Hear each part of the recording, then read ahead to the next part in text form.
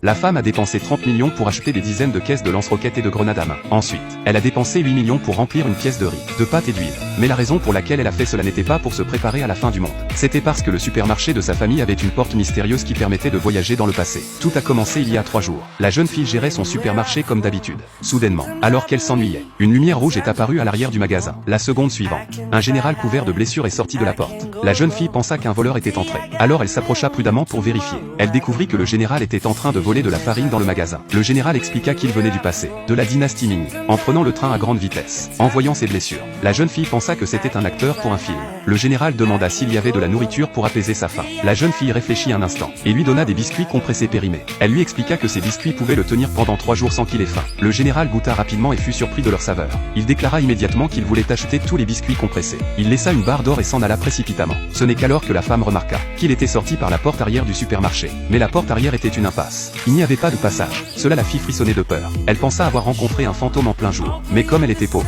elle n'avait pas peur des fantômes. Elle appela immédiatement un expert en antiquité. L'expert reconnut immédiatement que la pièce d'or qu'elle tenait était une pièce de Ditaël de la dynastie Ming. Il proposa 150 000 pour l'acheter. La jeune fille n'en revenait pas. Que 2 caisses de biscuits périmés se vendaient à ce prix. Elle vit alors une grande opportunité commerciale. Elle commanda donc 200 caisses de biscuits et 500 bouteilles d'eau minérale. Le général lui avait dit qu'il reviendrait pour en acheter davantage. Entre-temps, le général était retourné à son époque, où il distribuait les biscuits à ses soldats affamés. Il luttait contre les Huns et était presque à court de vivres. Ils découvrirent alors la porte menant au supermarché moderne. Ils réalisèrent que la nourriture était insuffisante. Le général commença à collecter de l'argent pour acheter plus de provisions. Mais quand il entra à nouveau, il ne trouva aucun magasin. Il pensa que ses soldats s'étaient égarés et retourna en arrière. Il apprit qu'il ne s'agissait que d'une vieille porte de la ville. Mais le général refusa d'y croire et décida de réessayer. Cette action attira immédiatement l'attention de la jeune fille. En voyant que c'était encore le général, elle lui offrit un verre de Minute Maid. Lorsqu'elle apprit qu'il avait besoin de 5000 caisses de biscuits périmés, elle se leva excitée et commença à noter ce dont il avait besoin. Le général lui donna un sac d'or comme paiement. La jeune fille était stupéfaite, mais elle lui promit de l'aider avec ce qu'il demandait. Le général,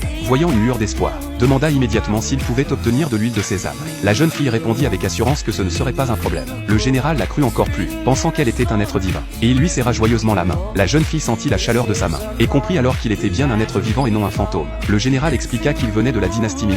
Cela faisait 28 ans qu'il menait des guerres au nord, mais il était coincé à la passe de Jade Dragon, sans provisions ni renfort. Il avait besoin de nourriture et d'eau pour ses soldats et les civils. Si les Huns brisaient les portes de la ville, ses 3000 soldats seraient massacrés. La jeune fille pensa d'abord qu'elle l'escroquait, mais elle se rendit vite compte qu'elle lui rendait un grand service. Elle lui assura qu'elle ferait tout son possible pour lui fournir les provisions. Le général précisa que 300 000 Huns attaquaient la ville, et que la ville ne comptait que 3000 soldats faibles et malades. Ils avaient besoin d'armements puissants pour se défendre. La jeune fille lui dit que tant que l'argent était disponible, tout serait possible. Le général sortit un bijou familial et le pendit autour du cou de la jeune fille. Il dit que ce bijou servait de dépôt, et qu'il la remercierait largement une fois la mission accomplie. La jeune fille prit alors le lingot d'or, et retourna voir l'expert en antiquité. Mais elle fut surprise d'entendre aux nouvelles que le général était mort pendant l'année 28 de la dynastie Ming. Dès qu'elle l'entendit, elle se précipita pour mobiliser toutes les ressources disponibles autour d'elle. Elle était déterminée à sauver le général. C'est à ce moment-là que les Huns attaquèrent soudainement la ville.